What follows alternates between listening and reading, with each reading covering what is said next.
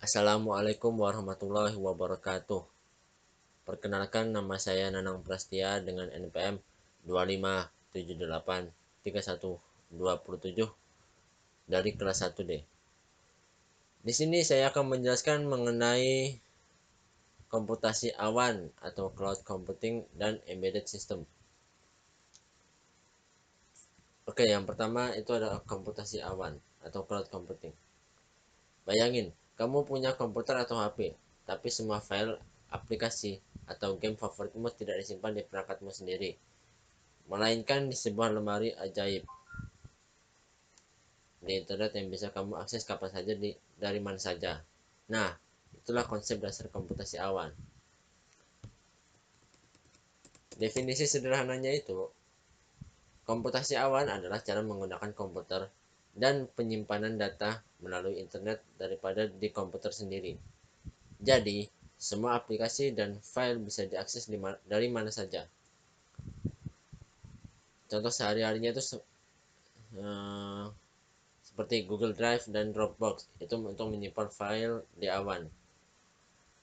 Lalu Netflix dan Spotify, itu untuk streaming film dan musik tanpa harus menyimpan di HP atau laptop.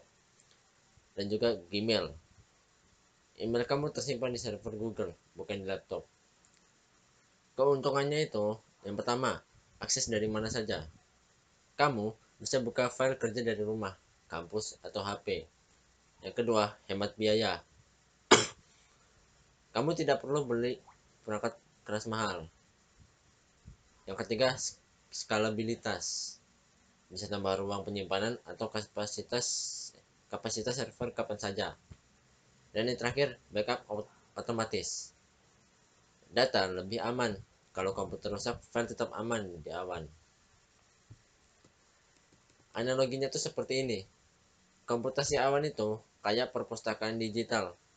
Kamu tidak perlu punya semua buku di rumah. Cukup pinjam dari perpustakaan kapan saja. Nah, yang kedua itu ada embedded system atau sistem tertanam.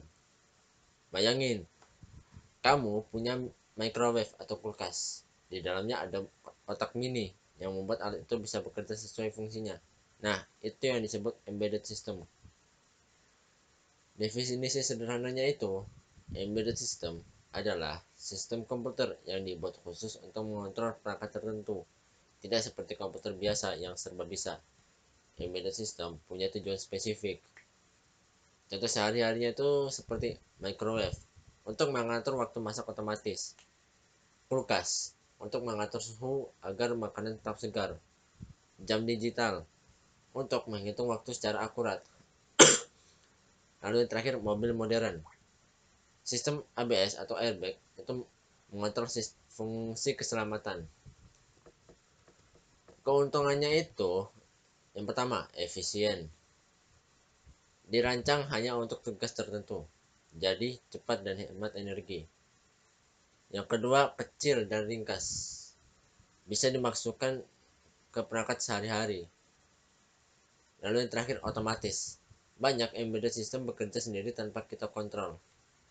Analoginya itu seperti embedded system itu kayak otak mini di tubuhmu. Misalnya otak motorik yang cuma mengatur tangan saat menulis. Tidak bisa melakukan semua hal, tapi sangat ahli di satu fungsi. Perbedaan inti cloud versus embedded system. Oke, dari segi aspek fungsi. Komputasi awan itu menyimpan dan memproses data secara online. Kalau embedded system itu mengontrol perangkat tertentu. Dari aspek lokasi, komputasi awan lokasinya itu di server di internet. Untuk embedded system itu ada di dalam perangkat itu sendiri. Lalu aspek fleksibilitas. Untuk komputasi awan itu bisa diakses dari mana saja. Kalau embedded system itu hanya melakukan fungsi spesifik. Oke, contohnya untuk komputasi awan itu seperti Google Drive dan Netflix. Kalau embedded system itu contohnya seperti microwave, jam digital, dan mobile ABS. Oke, itu saja yang bisa saya sampaikan. Kurang lebihnya saya mohon maaf. Saya akhiri. Wassalamualaikum warahmatullahi wabarakatuh.